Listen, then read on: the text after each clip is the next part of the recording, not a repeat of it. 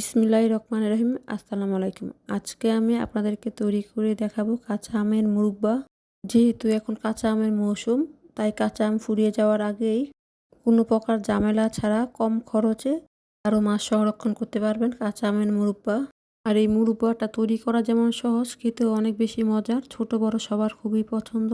তো বেশি কথা না বলে চলুন শুরু করা যাক। মুরব্বাটা তৈরি করার জন্য এখানে আমি 3টা কাঁচা আম নিয়ে ভালো করে ধুয়ে মুছে নিয়েছি। আমের খোসাটা খুব ভালো করে ফেলে দিয়ে লম্বা লম্বা করে একটু মোটা করে আমগুলো কেটে নিয়েছি। ভিডিওতে দেখে আপনারা আমগুলো এরকম করে কেটে নেবেন। এবার একটা হাঁড়ির মধ্যে 2.5 কাপের মতো পানি নিয়ে পানিটা খুব ভালো করে গরম হয়ে আসলে আগে থেকে কেটে রাখা আমগুলো দিয়ে দিব। চুলার আঁচ বাড়িয়ে দিয়ে গড়ি ধরে 2-3 মিনিট অপেক্ষা করব। যখন 70% মতন আমগুলো সিদ্ধ হয়ে যাবে তখন চুলা থেকে নামিয়ে নিতে হবে। পর্যায়ে আমগুলো হয়ে যাওয়ার পর এখন আমি চুলা থেকে নামিয়ে নিব। চুলা থেকে নামিয়ে নেওয়ার পর আমটা গরম থাকতেই বাটিতে নিয়ে নিব। সবগুলো আম বাটিতে দিয়ে দেওয়ার পর দিয়ে দিব 1 কাপের মতো চিনি। এবার আমের মধ্যে চিনিটা দিয়ে দেওয়ার পর নেড়ে চেড়ে খুব ভালো করে আম আর চিনিটাকে মিশিয়ে নিব। আম আর চিনিটাকে ভালো করে মিশিয়ে ঢাকনা দিয়ে ডেকে নর্মাল ফ্রিজে রেখে দিব সারা রাতের জন্য। সারা রাত রেখে দেওয়ার পর চিনিটা খুব ভালো করে গলে গিয়েছে এবং আমটাও আগের থেকে অনেকটা ছোট হয়ে গিয়েছে। এবার ছড়ানো কোনো প্লেটে আমের টুকরোগুলো দিয়ে দিব।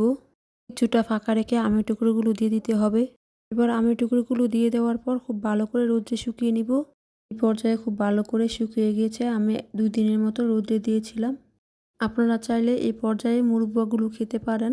এবার একটা ব্লান্ডার জারে 1/2 টেবিল চামচের মতো চিনি নিয়ে চিনিটাকে গুঁড়া করে দিয়ে দিব।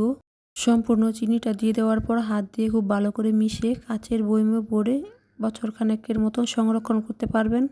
চিনি গুঁড়োটা দিয়ে দেওয়ার পর দেখতে যেমন সুন্দর লাগবে, খেতেও অনেক বেশি মজা লাগবে। খুব সহজেই তৈরি হয়ে গিয়েছে কাঁচা আমের মুরব্বা। লাইক দিয়ে চ্যানেলটি সাবস্ক্রাইব করা না থাকলে সাবস্ক্রাইব করে দিবেন। সাবস্ক্রাইব করে পাশে থাকা বেল বাটনে প্রেস করে দিবেন, এতে করে আমি কোনো রেসিপি পাঠালে যাতে সবার আগে আপনারা দেখতে পারেন। যারা আমার চ্যানেলটি সাবস্ক্রাইব করেছেন তাদেরকে অসংখ্য ধন্যবাদ। আজকের মতো এতটুকুই। সবাই ভালো থাকবেন। আল্লাহ হাফেজ।